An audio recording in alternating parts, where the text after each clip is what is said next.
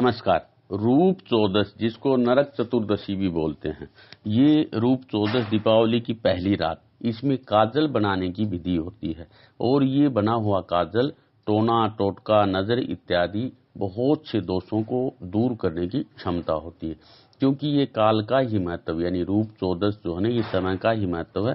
तो आइए आज हम आपको काजल बनाने की विधि बताते हैं। सबसे पहले आप 4 दीपक, चाहे छोटे चाहे बड़े, आप ये रख लें और एक प्लेट नुमा कोई थाली हो वो आप रख लें। हमने ये प्लेट कांसे की ली है और जोड़े में बत्ती आप रख लें।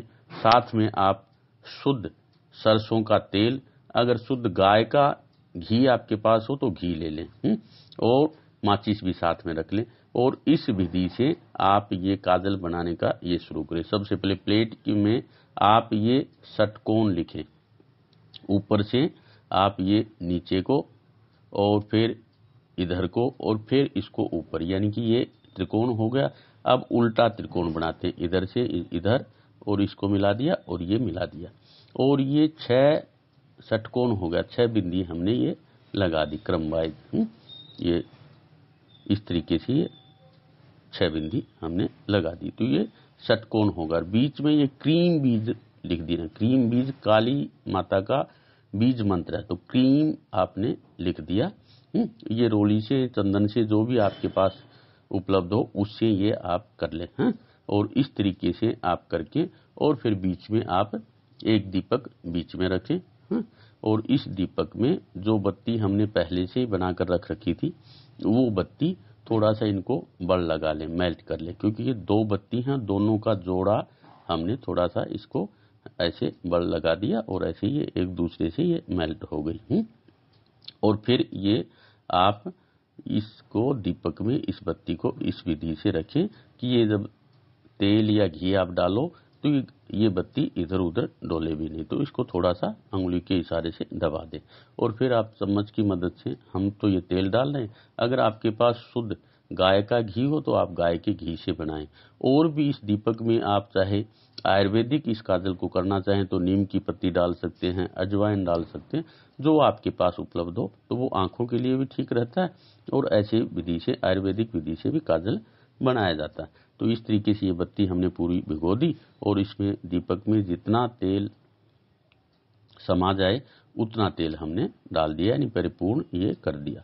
और फिर इस तेल को हमने साइड में रख दिया और फिर इस दीपक के अगल बगल में जो हमने बाकी दीपक रखे हुए थे वो इस तरीके से रखेंगे। ये देखिए, ये हमने ये ऐसे मौदा करके रख दिया और ये इसके साथ में यहाँ लगा दिया और ये जो दीपक है ये यहाँ लगा। दीपक आप छोटा भी ले लें, बड़ा भी ले लें, कैसा भी ले लें। और ये इस तरीके से ये 3 आकार में ये दीपक हो गया। अब इसको बीच में बत्ती कर देंगे और जो बत्ती दीपक में लगाते हैं तो थोड़ा सा नुकुल्ला सा भाग होता है जो बत्ती टिकती है, तो इनको सिरे को आपस में मिला देंगे। देखो इस तरीके से ये बन गया। इसको बड़ी सावधानी से आपने रखना और फिर आप दिया सलाई से माचिस लेकर के और इसको प्रज्वलित करें। ध्यान रहे, इस समय जलाते समय थोड़ा सा श्वास को आप रोक के रखें।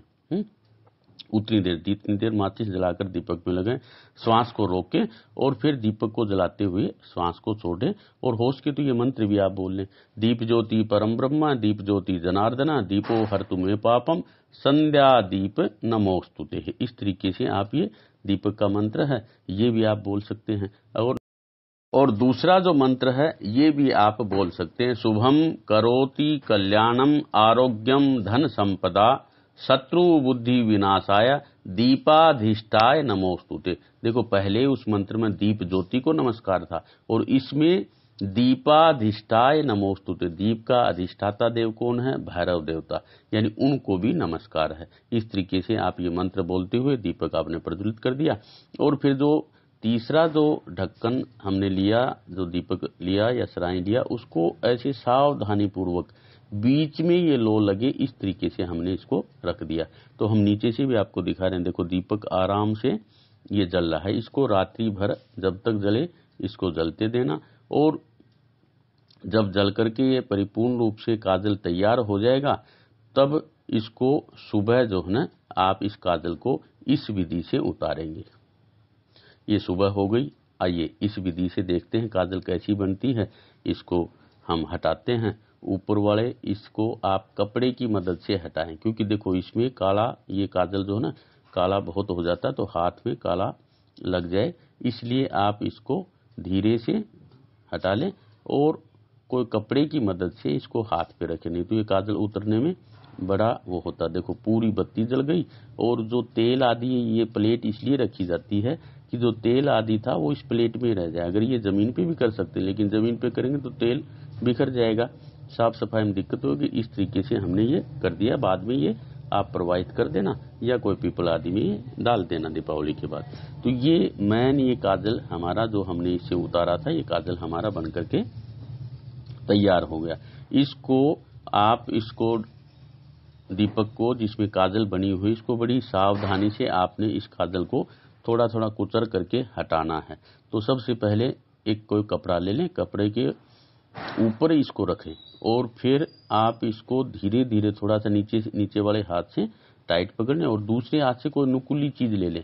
मैंने ये चम्मच ली है और चम्मच भी आप कोशिश करें जो जिसको आगे से पतला थोड़ा सा हिस्सा हो। देखो अब ये इसको धीरे धीरे हम काजल को कुचल रहे हैं। बहुत बढ़िया काजल बनी है, बहुत दिव्य काजल बनी है। ये रूप चतुर्दशी की काजल है।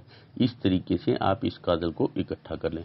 हाँ, एक बात मैं आपको बता दूं, अगर इस रूप चौदस को आप ये काजल न बनाएं, तब तक आपके पास ये वीडियो न पहुंचे, तो आप किसी भी अमावस्या की पहली रात्रि को, अमावस्या से जो पहले चतुर्दशी की जो रात्रि होती है उसमें ये काजल आप तैयार कर सकते हैं। या किसी भी अष्टमी, यानी कि 4 अष्टमी तो ऐसी होती हैं, जैसे 2 आश्विन के नवरात्र और चैत्र के नवरात्र, 2 गुप्त नवरात्र, तो 4 नवरात्र हो गए। तो उनकी जो अष्टमी है वो कालरात्रि मान्य होती है, तो उसमें भी ये काजल का निर्माण आप कर सकते हैं।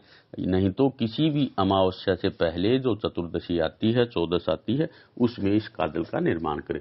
इस तरीके से हमने ये काजल पूरा हटा लिया। इस दीपक से धीरे धीरे करके ये काजल पूरा हमने इकट्ठा कर लिया।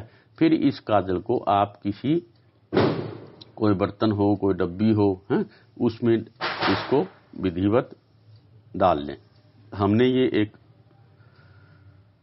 और हाथ को थोड़ा सा साफ कर लें, क्योंकि हाथ में ये काजल लगता है। और इसको साइड में रख करके और एक डब्बी नुमा कोई भी चीज हो वो ले लें, उसमें इस काजल को आप इकट्ठा करें।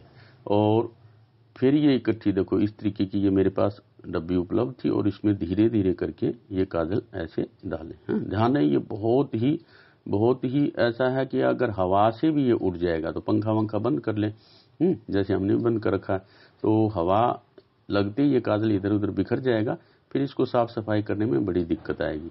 और दूसरा, क्योंकि ये माता काली का प्रसाद रूप है, रूप चौदस का ये प्रसाद रूप है, तो किसी भी रूप में इसको ये बिखरे नहीं, ऐसा कोशिश करना चाहिए। और इस तरीके से इसकी चम्मच की मदद से जितना इसमें आ पाया, यानी कि करीब करीब सारा ही आ जाएगा। और ये डब्बी में हमने ये काजल पूरा डाल लिया और जो भी थोड़ा बहुत बचा है उसको और थोड़ा सा चम्मच की मदद से और इस डब्बी को हमने पूरा भर दिया और थोड़ा से चम्मच से इसको दबा दिया और धीरे से और इसको साइड में हमने रख दिया। और भी इसमें थोड़ा बहुत अगर काजल लगा हुआ तो वो आप इस तरीके से इसको कुचल करके और बिल्कुल ऐसे ले लेंगे और फिर इस डब्बी में धीरे से डाल देंगे। तो ऐसे सावधानी से आपने करना ताकि ये काजल इधर उधर बिखरे नहीं। और इसमें कोई विशेष मंत्र आदि की वो नहीं है, लेकिन जो भी भावना हो आप काली माता से और उसी कामना से भैरव देवता से उस कामना के साथ में इस काजल को बनाएं। अगर आप कोई विशेष कामना है कि मैं इस काजल का इस कार्य के लिए प्रयोग करने वाला हूं, इस तरीके से आप ये काजल बना लें। और इस काजल में अगर आपके पास उपलब्ध हो तो शुद्ध गाय का घी इसमें थोड़ा सा डाल दें। हमारे पास घी उपलब्ध नहीं है, तो घी अगर उपलब्ध नहीं है तो आप शुद्ध सरसों का तेल डालें। देखो शुद्धताई का बड़ा ध्यान रखें, क्योंकि आजकल मिलावट और ये चीज बहुत चलती है। तो शुद्ध गाय का घी, एक तो गाय और फिर गाय का घी मिलना बहुत मुश्किल बात है। अगर मिल भी जाए किस्मत से तो आप भाग्यशाली हैं, क्योंकि गौएं तो है ही नहीं, देसी गौएं वैसे ही कम हो गई। तो शुद्ध सरसों के तेल को हम थोड़ा सा इसमें 1-2 चम्मच डाल देते हैं। इस तरीके से ये सरसों का तेल हमने देखो इस डब्बे में डाल दिया। ये काजल बन करके तैयार हो गया। इस काजल का प्रयोग कैसे करना, अगर कोई बच्चा आपका दीठ है, बच्चे को नज़र ज़्यादा लग जाती है, बच्चा चलते चलते एकदम से हड़बड़ा जाता है, हकला जाता है, या किसी भी कारण से उसको इधर उधर का ओपरी पराई या ऐसा कोई दोष आपको लगता है, तो ये काजल का टिक्का, काजल का प्रयोग आप कर सकते हैं। आपके घर पे नजर लग गई है तो इस काजल का टिक्का आप लगा सकते हैं। किसी पशु को नजर लग गई है, पशु है, दूध दे रहा है, नहीं दे रहा है, गड़बड़ हो गई, अचानक गड़बड़ हो गई और आपको ऐसे लग रहा है कि नजर हो गई है, तो ये काजल आप पशु को आप टिक्की उसकी बेल पे, खुट्टे पे या उसके सींग पे लगा सकते हैं।